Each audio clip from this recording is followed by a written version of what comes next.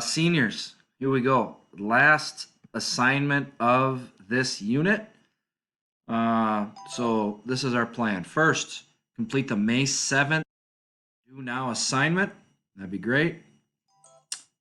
Second, complete the Chapter 3, Section 4 assignment. That's due on Monday, May 11th. And then on Monday, the test will be available, or quiz, whatever you want to call it. It's been a short unit, but there will be, and then that'll be due on Wednesday. You can see the due date below. If you are ahead, and quite a few of you are, do some extra credit. That would be a helpful thing for you and your grade. And that's about all I got for you today. Have a wonderful day. Hopefully, you guys enjoyed the athletic banquet yesterday. That's on Wednesday. And have a good weekend. Be good.